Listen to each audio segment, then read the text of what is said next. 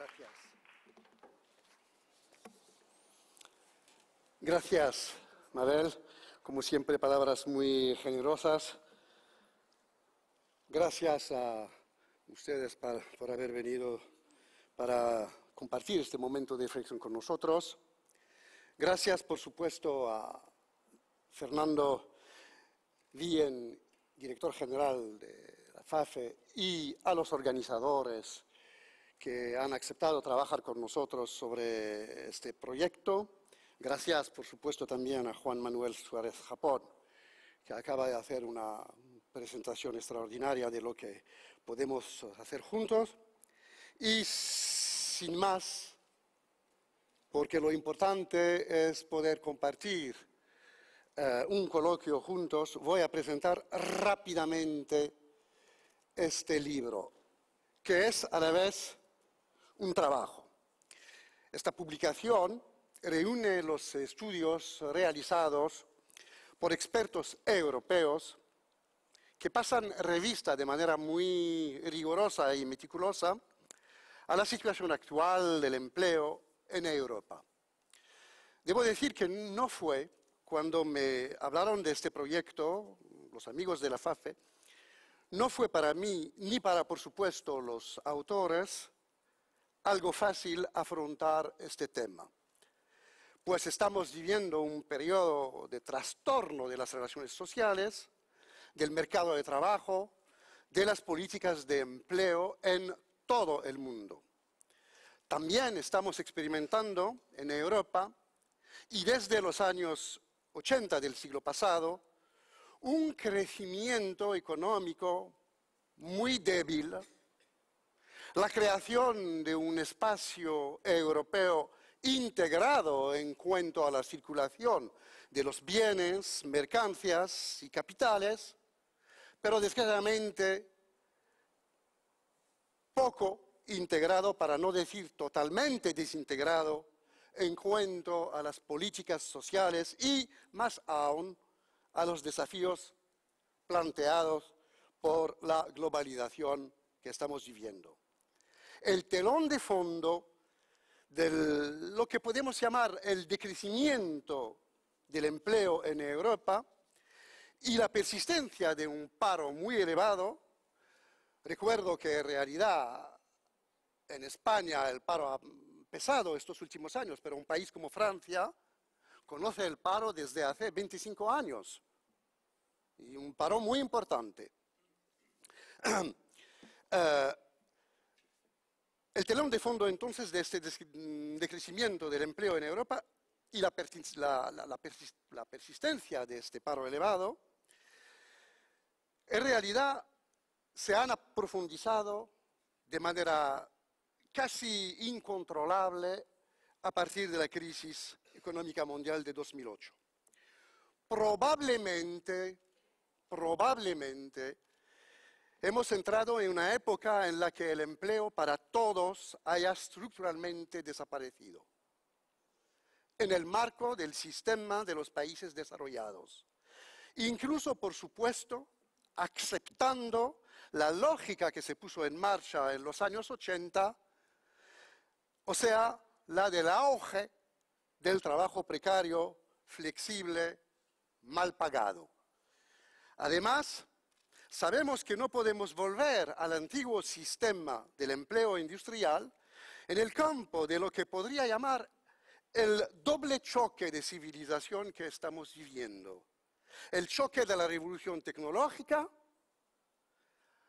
y, o sea, del desarrollo imparable de una economía cada vez más inmaterial, adosada a sociedades de servicios, y, por otro lado, el choque de la revolución ecológica en adelante integrada en la agenda política de la humanidad, aunque aquí, como en otras partes, las élites políticas tienen que hacer mucho más esfuerzos para entenderla en su fondo. En este contexto, y teniendo en cuenta el balance bastante negativo de la situación, es muy difícil decir algo serio, y peso mis palabras, algo serio sobre el tema del empleo. Estamos en realidad en el comienzo de un largo proceso reflexivo y de experimentación. Los y las autores que aceptaron, lo digo sinceramente, son de los mejores preparados para abrir dicha reflexión. Trabajan sobre el tema desde mucho tiempo. Todos tienen experiencia del terreno práctico. Cruzan sus hipótesis con los actores sociales en sus países e intentan evitar las banalidades sobre lo que llamamos el nuevo modelo productivo. Creo que se puede aprovechar de la lectura de este trabajo. Florence Lefresne y Catherine Sovia, sociólogas francesas, al analizar la evolución general de las políticas de empleo estos últimos años en los países europeos, subrayan que el reconocimiento colectivo del derecho al trabajo tiene a ser sustituido por la responsabilidad individual para el desempleo. Es un elemento cultural nuevo. Aunque son bien diferenciados los efectos de la crisis en el desempleo y empleo en Europa según los países, las autoras identifican a partir de 4 ejemplos europeos, o sea, Alemania, Dinamarca, España y Francia, una misma tendencia de fondo. Auge de la flexibilidad en el mercado laboral, en el contrato laboral, liquidación y limitación del gasto público y debilitación de los modelos sociales y del sistema de protección social en el sentido de una reducción de los derechos y del nivel de protección en estos 4 países. Luego, examinando las herramientas comunitarias, los autores evidencian el déficit de coherencia debido a la pluralidad de los modelos sociales. Las contradicciones, por ejemplo, de la estrategia de Lisboa, basada en la así llamada flexiseguridad.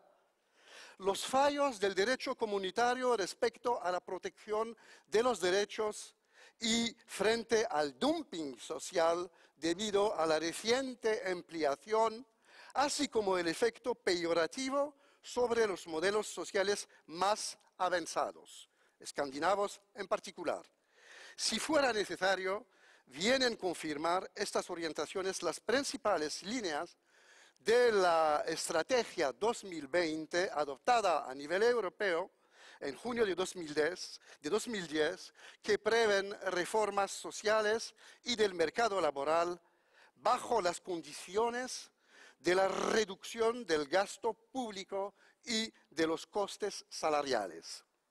Michel Freycinet, economista, explica la génesis del concepto de nuevo modelo productivo y propone un análisis en una perspectiva histórica de los diferentes tipos de modelos organizativos que se han teorizado, de su significado y de sus crisis sucesivas. El modelo de producción en masa fordista, del modelo de producción fordista al modelo japonés de Lean producción y sus variantes.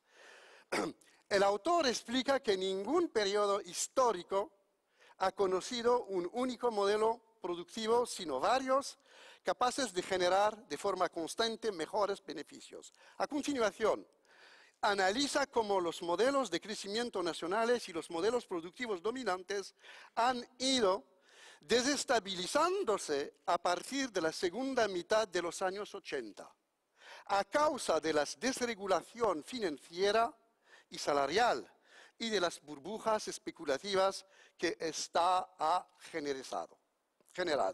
Detalla cómo, por ejemplo, la globalización liberal, en el origen de una regionalización geopolítica del sistema económico, ha afectado estos 3 modelos productivos, diseñando una nueva confrontación entre los capitalismos de Estados Unidos, países emergentes y China.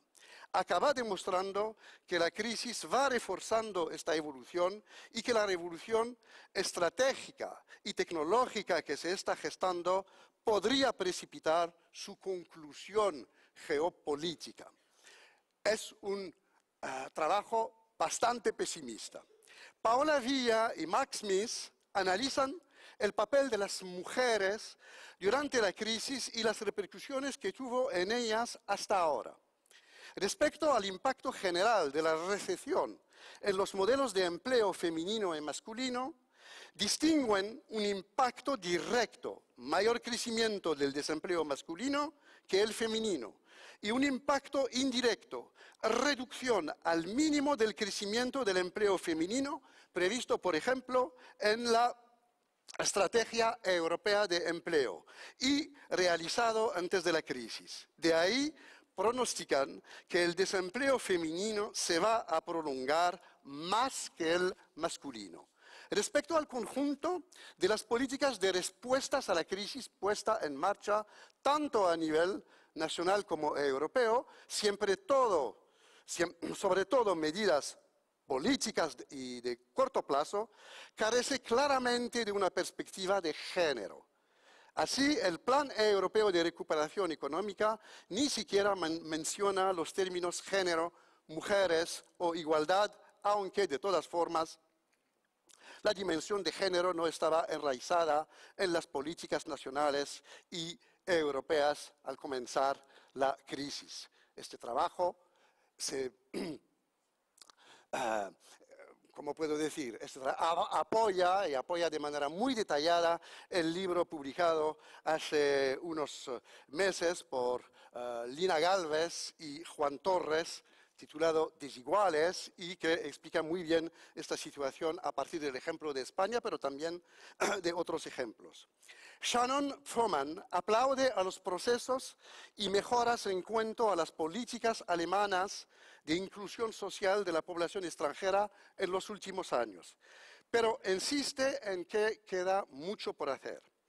Pues la población inmigrante en Alemania, sobre todo los trabajadores poco cualificados, todavía sufren discriminaciones en el ámbito laboral en cuanto a las condiciones de trabajo, los sueldos, etcétera, y sobre todo en cuanto a la formación. Por ello, es primordial movilizar a los diferentes actores del mundo laboral y de la sociedad civil, sobre todo emprendedores, organizaciones de inmigrantes, empresas, y hacer lobbying con las autoridades nacionales para que se potencien políticas públicas en este ámbito. Juan